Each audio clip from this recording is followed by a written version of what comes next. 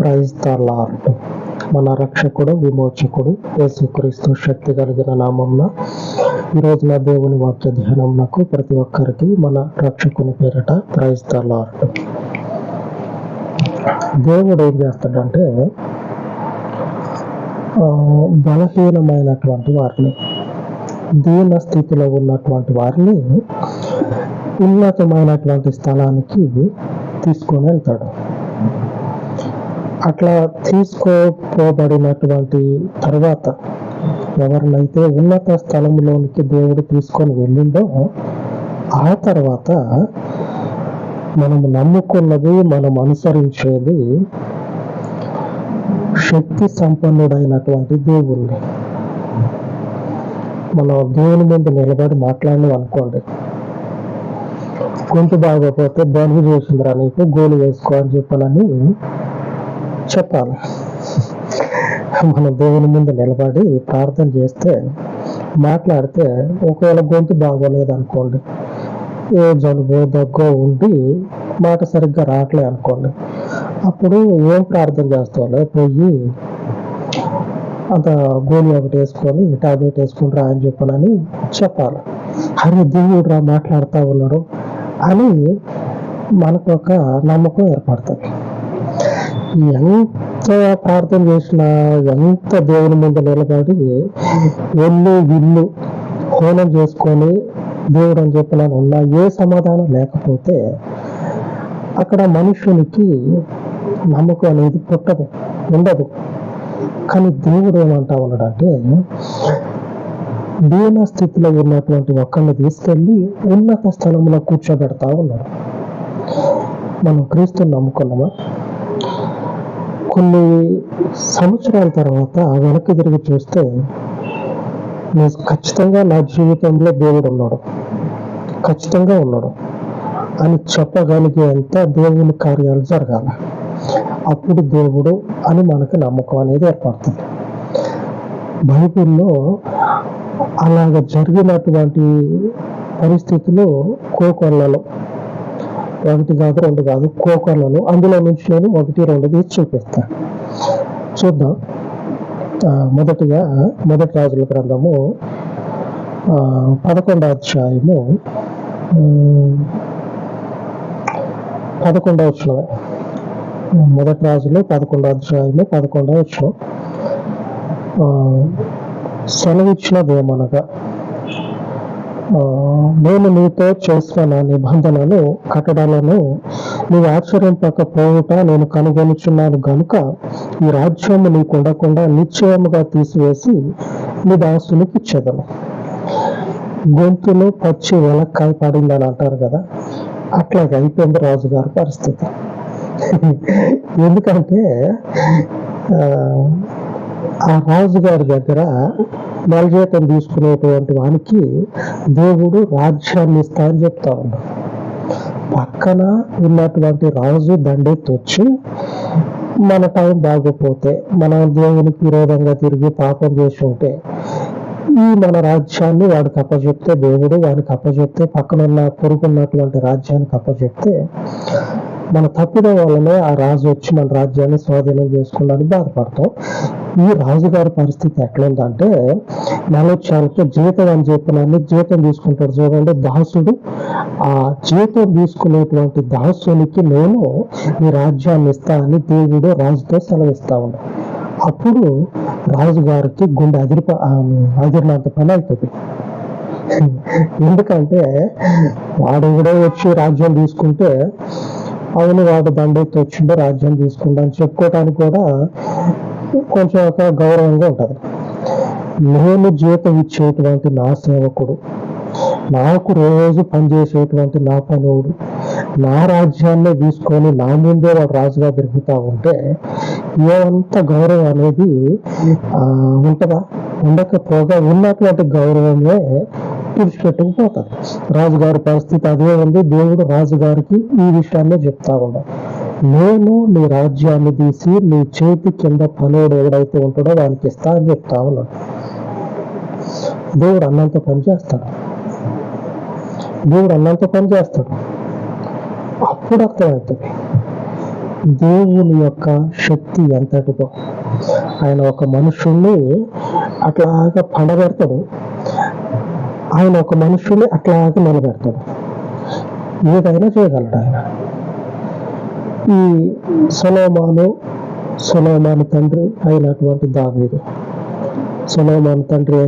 దావీదు అతికినట్టు సరిపోతుంది. ఇప్పుడు చెప్పుకున్నటువంటి మాట, దావీదుని దేవుడు ఏం చేసినట్టే నిలబెట్టాడు. ఆ మనుషుని స్థితి కడు దుర్భరమైనటువంటి స్థితి. ఆ మనుషుని దేవుడు నిలబెట్టిన తర్వాత దావీదు జీవితం అంతా కూడా కళ్ళ ముందు ఏదంటే అద్భుతాలు జరుగుతాయి చూడండి. సర్కస్ లో కానీ లేకపోతే మ్యాజిక్ షోలకు చూపిస్తారు కదా, ఆ గంటన్నర కళ్ళు మురిసిపోయేటట్లు, మన కళ్ళు మురిసిపోయేటట్లుగా ఆడ అద్భుతాలు చేస్తూ ఉంటే చప్పట్లు కొడతా ఉంటాం.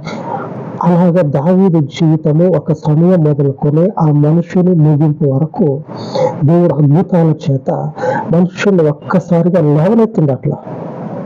ఒక్కసారిగా దావీదుని దేవుడు ఏం చేసినట్టే అట్లా ఆగలేవనెత్తిండు. ఒక సమయం మొదలుకొని ఆ సమయం వరకు మనిషికి ఎన్ని శ్రమలు కావాలంటే అన్ని శ్రమలు అనుభవించిండు. ఆ తర్వాత నుంచి ఆ మనుషుని స్థితి కొద్ది కొద్దిగా ఏమైపోయిందంటే చూస్తుండగానే ఆకాశానికి అంటుకుండు. అట్లాగా దేవుడు ఏం చేసినట్టే ఒక మనుషుని లేవనెత్తిండు. కుమారుని దగ్గరకు వచ్చాకే ఎంతో ఆశీర్వదించబడినటువంటి ఆ మనుషుని కుటుంబము తల్లకిందులైపోయింది. దేవుడు చూడండి, దేవుని ముందు నిలబడితే ఆయనకి అనుకూలమైనటువంటి పవిత్రమైనటువంటి పరిశుద్ధమైనటువంటి లోకంలో కళ్ళకు కనపడేంత చెదారం ఏదైతే ఉంటుందో అదంతా మనదే అనుకొని దాన్ని హత్తుకున్నాం అనుకోండి, మన స్థితి అనేది మన ఊహకు అంతటి స్థితికి దిగజారుతుంది. లోకంలో ఉన్నది ఏది కూడా దేవునికి సంబంధం లేదు, దేవుడిది కాదు. లోకంలో ఉన్నటువంటి మనము దేవుని సంబంధం. ఆమె ఆయన పరిశుద్ధుడై ఉన్నాడు కదా, మనం కూడా అట్లాగే ఉండాలి. లోకంలో అంతా అపవిత్రమైంది. ఈ అపవిత్రమైనటువంటి వాటిలో మనము ఈ లేఖనాల చేత పవిత్రంగా మార్చబడాలి. దేవుడు కోరుకునేది అది. అప్పుడు ఏం జరుగుతుందంటే ఒక మనుషుని స్థితి ఉన్నతంగా హెచ్చించబడుతుంది. అప్పుడు అవును, దేవుడు బాగా నా జీవితాన్ని ఆశీర్వదించుండు. ఒకప్పుడు చెప్పుకోవటానికి కూడా దుర్భరమైన స్థితి, అవును ఇంత స్థితి అని చెప్పుకోవటానికి కూడా భయంకరమైన స్థితి. అక్కడి నుంచి ఇప్పుడున్నటువంటి ఈ స్థితికి నడిపించబడటం అంటే నేను రావటం అంటే అది ఆయన యొక్క సామర్థ్యము తప్పించి మరొకటి కాదు అని చెప్పగలిగేంత వరకు ఆయన తీసుకెళ్తాడు. అలాగనే ఒక మనుషుడు ఆయన సన్నిధిలో ఆయన ముందు ఆయనను కాదనడా, ఆ మనుషుని స్థితి ఉన్నతమైన స్థితి అని ఎలా చెప్పుకుంటూ ఉన్నాడో దుర్భరమైనటువంటి స్థితిలో కూడా దేవుడు తీసుకెళ్ళటానికి సమర్థుడే. ఆ రాజుగారికి దేవుడు చెప్పినట్లుగా పొల్లు పోకుండా జరుగుతుంది. రాజుగారికి దేవుడు చెప్పినట్లుగానే జరిగిస్తాడు. అదే అధ్యాయంలో 36వ వచనంలో రాయబడి ఉంది. దేవుడు ఆ దాసునితో చెప్తా ఉన్నాడు. మనం చదువుకున్నటువంటి వచనం 11వ వచనంలో రాజుతో అంటా ఉన్నాడు, నువ్వు ఇట్లాగా లోకంలో ఉండి వ్యర్థం అంతటినీ కూడా పోగేసుకుంటా ఉన్నావు కదా నీకు అని. కాబట్టి నీవు ఆ వ్యర్థంతో పాటుగా వ్యర్థులు అయిపోయాను. కాబట్టి నా సన్నిధిలో నీ స్థితి కొట్టివేయబడతా ఉన్నదని ఆ కొట్టివేయబడినటువంటి ఆ రాజుగారి రాజ్యాన్ని తీసి ఆ రాజుగారి దగ్గరే ఉద్యోగం చేసుకొని బతికేటువంటి ఆ రాజుగారి దాసునికి ఇస్తా అని చెప్పినట్లుగానే దేవుడు ఆ దాసునితో మాట్లాడుతూ ఉన్నాడు. 11వ అధ్యాయము 36 ఉన్నది. నా నామమును అక్కడ ఉంచుటకు నేను కోరుకొనిన పట్టణమైన యెరూషలేములో నా ఎదుట ఒక దీపము నా సేవకుడైన దావీదు నాకు ఎల్లప్పుడూ నుండినట్లు అతని కుమారునికి ఒక గోత్రం ఇచ్చేదను. 35 కూడా ఇదే మాట రాబడింది. ఆ సొలొమోనుకేమో ఒక గోత్రాన్ని ఇస్తా ఉన్నాడు. ఈ దాసునికి దేవుడు ఎంత ఇస్తా ఉన్నాడు అంటే, దేవుడు ఆశీర్వదించండు ఆ దాసుని. ఆశీర్వాదం ఉన్నటువంటి దగ్గర నుంచి దేవుడు ఆశీర్వాదం లేనటువంటి దగ్గరికి వెళ్తా ఉన్నాడు. దేవుడు అక్కడికి వెళ్తే కాడ ఆశీర్వాదం. ఆ దాసునితో ఏమని దేవుడు చెప్తా ఉన్నాడో చూడండి. అయితే అతని కుమారుని చేతుల నుండి రాజ్యమును తీసివేసి అందులో నీకు 10 గోత్రములను ఇచ్చేదను. ఆ పనేనితోటి రాజు దగ్గర జీతం తీసుకొని కొనుగోలు చేసి బతికినటువంటి ఆ దాసునికి దేవుడు 10 గోత్రాల ప్రజలని ఆ దాసునికి ఇచ్చి, ఈ 10 గోత్రాలు కూడా రాజుగారియే, ఈ 10 గోత్రాలు కూడా ఈ సొలొమోను రాజుయే. ఆ 10 గోత్రాల మీద సొలొమోను రాజు రాజ్యం చేస్తా ఉన్నాడు. రాజ్యం చేస్తా ఉంటే దేవుని యొక్క పవిత్రతని కాదని లోకమందు ఉన్నటువంటి వ్యర్థం అంతటిని కూడా సంకలో పెట్టుకున్నాడు. సంకలో పెట్టుకొని తిరుగుతా ఉన్నాడు ఇష్టం వచ్చినట్లు. అది కూడదు, దేవుని పరిశుద్ధులకి అది కూడదే మాత్రం కూడా. లోకములో ఉన్న వ్యర్థం అంతటిని కూడా మనము తృణీకరిస్తేనే దేవుని చేత అంగీకరించబడతాం. అట్లా కాదంటారా? ఆయన చేత తృణీకరించబడతాం. రాజుగారు ఆయన చేత తృణీకరించబడిన తర్వాత ఆ రాజుగారి దగ్గర నుంచి 10 గోత్రాలు తీసి దాసుని చేతిలో దేవుడు పెడతా ఉన్నాడు. నేను నిన్ను అంగీకరిస్తా ఉన్నా కాబట్టి నువ్వేం చేస్తావంటే, ఆ రాజుగారి దగ్గర 10 గోత్రాలు ఉన్నాయిగా, 10 గోత్రాల ప్రజలు ఉన్నారుగా, వాళ్ళందరినీ నువ్వు తీసుకో, వాళ్ళ మీద నువ్వు రాజు అయ్యి అధికారం చలాయించు అని దేవుడు చెప్తా ఉన్నాడు, అని దేవుడు సెలవిస్తా ఉన్నాడు. ఇప్పుడు కూడా ఇలాగనే జరుగుతుంది. ఆమె ఇప్పుడు కూడా మనోనేత్రాలు అంటారు కదా, ఆ మనోనేత్రాలను తెరిచి మన జీవితాల్లో మనము గ్రహించుకుంటా కొనసాగించినట్లయితే అపోస్తలుడైనటువంటి పౌలు మనకి సెలవిస్తా ఉన్నాడు. ఏమనంటే, గలతీయులకు రాసిన పత్రిక 2:9 అనగా సున్నతి పొందిన వారికి అపోస్తలుడవుటకు ఈ పేతురులకు సామర్థ్యము కలుగజేసిన వాడే అన్యజనులకు అపోస్తలుడవుటకు నాకునే సామర్థ్యము కలుగజేసినని వారు గ్రహించినప్పుడు స్తంభములుగా ఎంచబడిన యాకోబు, కేఫా, యోహాను అనువారు నాకు అనుగ్రహింపబడిన కృపను కనుగొని నేను అన్యజనులకును తాము సున్నతి పొందిన వారికి అపోస్తలులుగా ఉండవలెనని చెప్పి తమతో పాలువారం అనుటకు సూచనగా నాకును బర్నబాకును కుడి చేతిని ఇచ్చిరి. మన జీవితంలో దేవుని గొప్ప కార్యాలు జరుగుతూ ఉన్నాయి. మొదట చెప్పినా కదా, దేవుని ముందు నిలబడి ప్రార్థన చేస్తూ ఉంటే దేవుడు మాట్లాడాలి. గొంతు నొప్పి ఉంటే గొంతు నొప్పి ఉంది, గోళ్ళు వేసుకోపోరా అని చెప్పాలి. అట్లాగా మన జీవితంలో దైవ శక్తి ఉంటే పరిస్థితుల వల్ల లేకపోతే మన జీవితం ద్వారా దేవుడు మాట్లాడతాడు. ఆ సొలొమోను జీవితంలో సొలొమోను దగ్గర జీతానికి బతికినటువంటి ఆ యెరోబాము విషయంలో దేవుని యొక్క శక్తి కనపడతా ఉంది. అలాగనే నేటి రోజుల్లో కూడా దేవుని శక్తి కనపడతా ఉన్నప్పుడు వీళ్ళని దేవుడు అభిషేకించాడు కాబట్టి చేతిలో చేయేస్తా ఉన్నారు. కేఫా, యోహాను, అలాగనే యాకోబు. 9వ రాయబడి ఉంది, యాకోబు, కేఫా, యోహాను. ఈ ముగ్గురు అపోస్తలులు అయినటువంటి శిష్యులకి స్తంభాలుగా ఉన్నారు, అంటే ప్రధానమైనటువంటి కాపర్లుగా ఉన్నారు. ఈ ముగ్గురు అపోస్తులుడైనటువంటి పౌలు, వీరు తర్వాత వచ్చినటువంటి అపోస్తులుడైనటువంటి పౌలు యొక్క పరిచర్యని, ఆ పరిచర్యలో దేవుని యొక్క శక్తి కలిగిన చేతిని చూసి ఈ పౌలు మనోడే. ఎందుకంటే పౌలు జీవితంలో జరుగుతున్నటువంటి కార్యాలు ఆకాశమందలి దేవుడు మనకు ఏ రీతిగా కార్యాలను జరిగించిందో అదే రీతిగా ఈ సహోదరునికి కూడా దేవుడు తోడయ్యుండి జరిగిస్తా ఉన్నాడు. కాబట్టి మన శరీరంలో ఒక అవయవము ఈ పౌలు. అవును, మనమందరం దేవునికి అవయవాలుగా ఉన్నాం.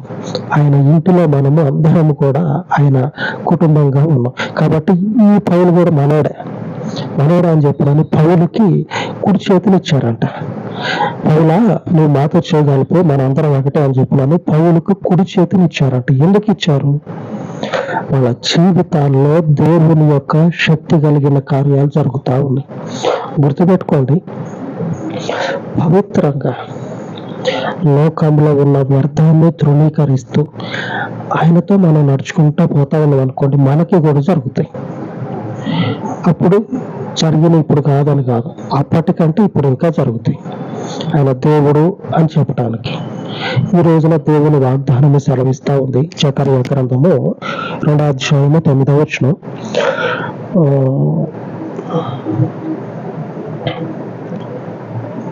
2:9. అప్పుడు సైన్యములకు అధిపతి యెహోవా నన్ను పంపి ఉన్నాడని మీరు తెలుసుకుందరు. ఆమె మీకు అర్థమయ్యే ఉంటది.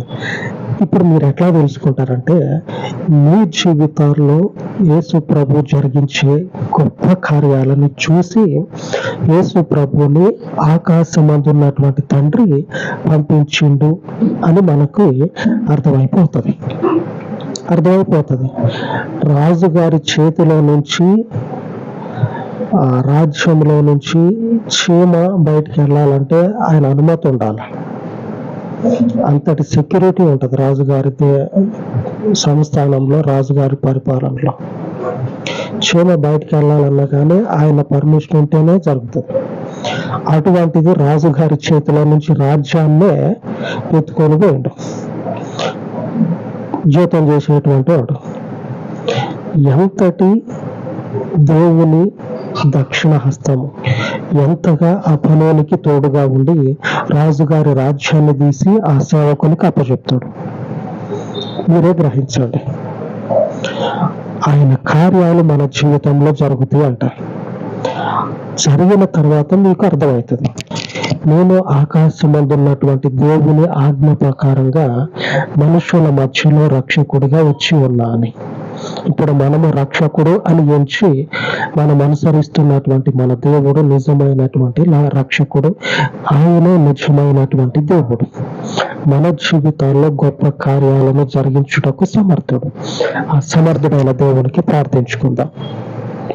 మహోన్నతుడు అయిన తండ్రి, ఈ ఉదయకాలమందు ఈ పాదముల యొద్ద ప్రార్థిస్తూ ఉండగా, అయ్యా, నీ సాహస కార్యములను, మనుషుని యొక్క ఊహకందనటువంటి గొప్ప కార్యములను నీవు తండ్రి ద్వారా పంపబడినవని నమ్ముచూ ఉండగా మా నమ్మిక స్థిరపరచబడినట్లు, మా విశ్వాసము వృద్ధి పొందినట్లు, మా జీవితాలలో నీవు తండ్రి పంపబడినటువంటి రక్షకుడు అని గ్రహించినట్లుగా గొప్ప కార్యాలను జరిగించండి.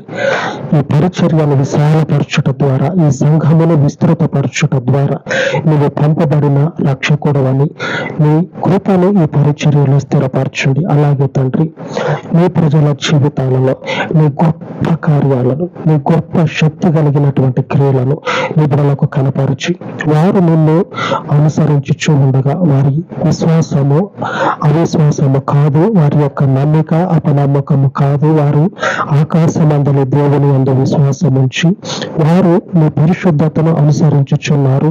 వారి వారు అనుసరించుచు ఉన్నటువంటి వారి యొక్క విశ్వాసము వారికి గొప్ప క్రియలను కనపరుస్తుంది అనేటువంటి గొప్ప నమ్మికను తండ్రి మీ కార్యములను జరిగించుట ద్వారా వారికి కనపరచుమని మరొక మారు సమస్త మహిమను మీకు ఆపాదించి ఈ ప్రార్థన మనవులను మీ కృపలో జ్ఞాపకం చేసుకొనమని యేసుక్రీస్తు కృప కలిగిన నామమున ప్రార్థించి వేడుకొనుచు ఉన్నాను తండ్రి. ఆమేన్ ఆమేన్.